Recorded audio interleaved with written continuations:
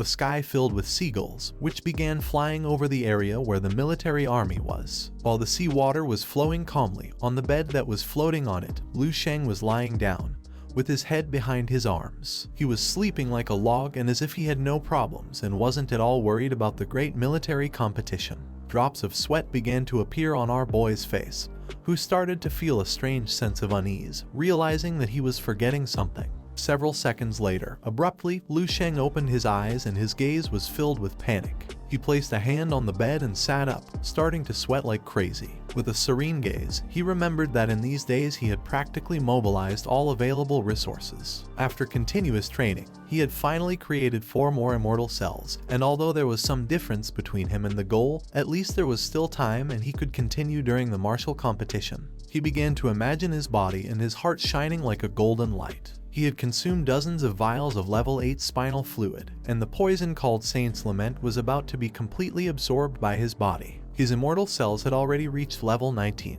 The immortal cells that were in Lu Sheng's body were somewhat strange, as whenever new cells were born, the old and stronger ones would come to steal their food and aggressively charge a sort of entry fee. Lu Sheng, somewhat confused, closed his eyes and sighed. To create the 20th immortal cell he needed 3 times more energy than when he created the first one. Lu Sheng's eyes filled with confidence and a smile spread across his face.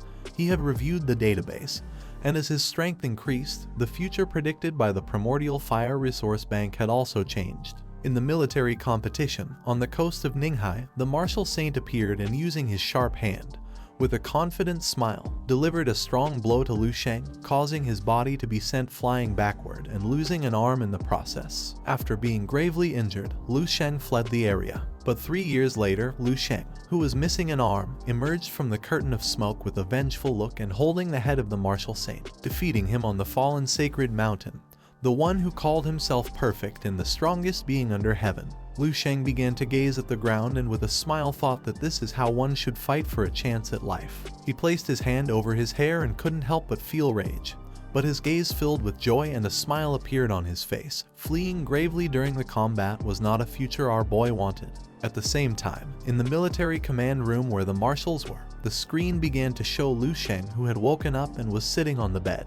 Everyone started watching attentively, and one of the marshals asked if that guy was Lu Sheng. The marshal of the Eastern District, who had his eyes closed, began to show a forced smile, and confirmed that Lu Sheng was the general star of the Eastern Military District. The gaze of the marshal from the Central District filled with seriousness. He began to stare at him intently in silence. His eyes started to shine, his attention fixed on Lu Sheng, and seeing that everyone was ready, he decided it was time to announce the beginning.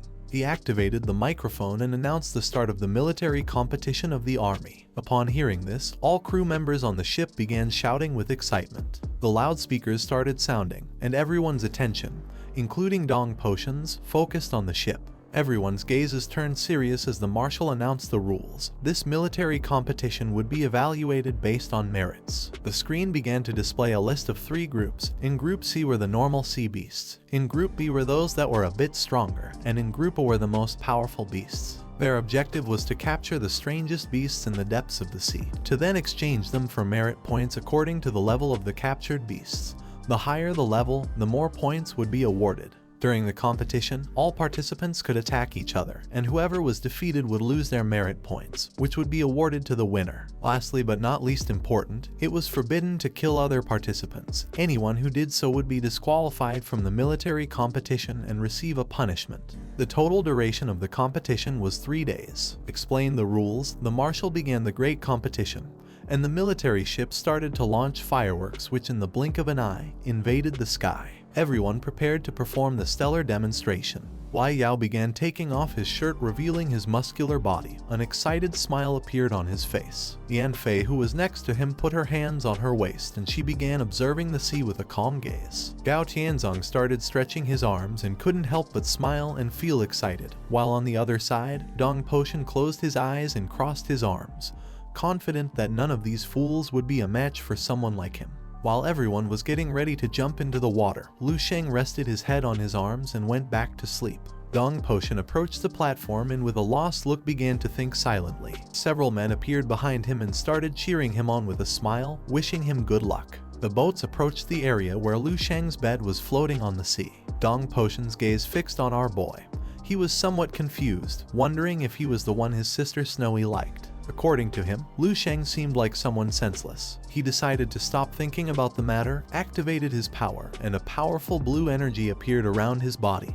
He jumped into the water. The rules were simple. They had to kill the exotic beasts and fight against their companions. If he wanted to be number one, he needed invincible courage as an incomparable combat force. Everyone dove into the water and began diving toward the bottom, and upon seeing this, several beasts, some with sharp teeth, others shaped like octopuses, appeared and started staring at them intently. A beast with sharp teeth attacked Lai Yao, but he drew a spear and began fighting against the beast. Another powerful beast appeared and launched a powerful burst of energy toward Yan Fei, but she used her power and blocked the attack, realizing that these beasts were much stronger than terrestrial beasts. Gao Tianzong landed on top of a beast's head and delivered a strong blow, realizing that the strength of these beasts was very high. While everyone was fighting, Dong Potion, with a determined gaze, began to dive deeper. He did not want to fight against such weak beasts. At that moment, a powerful beast with sharp teeth appeared in front of him, opened its mouth, and prepared to devour him, releasing an intense breath. Dong Potion began to observe the beast and put his arm in front of his face. For him, as expected, sea beasts were much stronger than those on land at the same level. He clenched his teeth tightly and with a furious look ordered it to get out of his way since it was not his target. He began to use his power and delivered a strong punch to the beast under its jaw, causing its body to shoot upward. For Dong Potion, a level 7 devouring beast was no big deal. At the same time on the surface of the sea, the sun began to set, and Lu Sheng was still lying down and sleeping on the bed. He woke up, sat up, and put his hand on top of his head, and his eyes were filled with exhaustion. He knew this was wrong. He had exhausted all the resources he carried with him and still could not gather enough energy for the 20th immortal cell. His mind was filled with confusion as he did not know what to do now, but at that moment, he began to feel a strange sensation. With a curious look, he turned around. But the only thing he saw was the seawater. He began to observe carefully and noticed that a fluctuation of energy could vaguely be perceived in this sea. For him, it was obvious that the source of the energy was capable of giving life to the beasts. Without wasting a second, he jumped into the water and started diving. Lu Sheng began to use his power and started approaching his target, which was about 4,000 meters away. In the blink of an eye, he descended 4,000 meters. With a serene gaze, he realized that this water pressure was much greater than what he had imagined, being perfect. He closed his mouth, started gazing to one side, and decided it was time to use the aquatic breathing method. He activated the technique and his body began to emit an aura of blue color, causing all the fish in the area to start fleeing. Lu Sheng's eyes filled with determination, and he began diving at full speed toward his target. Before the rise of the Marshall Path, the depth limit for humanity's most advanced submarines barely exceeded 10,000 meters, and this place had that same depth. The water pressure in this zone easily surpassed a ton. For a war star with dozens of stars of power, this wouldn't be a problem on land, but underwater, that constant ton of pressure was relentless. Even an 8th level master would have difficulties staying at this depth for long periods, and even less so for combat.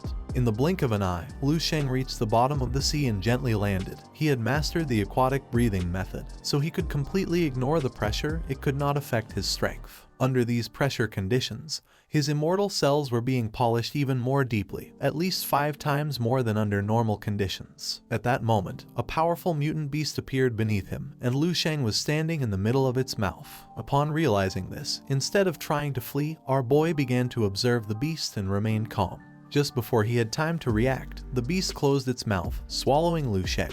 At the same time, not far from the area, there was a small island where birds were happily flying through the sky. Somewhere on the island, there were several men standing in line, and in front of them was a blonde-haired man with his arms crossed. Next to him was a black-haired woman and a blue-haired man, and an old man who had his hands resting on top of a cane. The old man decided to continue waiting. The man with blue hair began to stare at them and, with a confident smile, asked if it was really necessary for them, the 28 mansions of the River of the 4 Elephants of Absolute Extremity, to mobilize all their troops for just one war star. According to him, their lord was exaggerating a bit. The blonde-haired man began pointing toward the sky with his finger and, with a serene gaze, mentioned that this person had been able to face alone the 4th demonic pillar of the Black Magic Society. He was not weak at all and was close to them. The woman next to him simply started observing in silence. She began imagining Lu Sheng sitting and smiling, her eyes filled with fear. She couldn't believe that the fourth demonic pillar had really died. She had fought against her once, and she had almost broken through her defenses. Her strength was not negligible, with an estimated power of about 70 stars,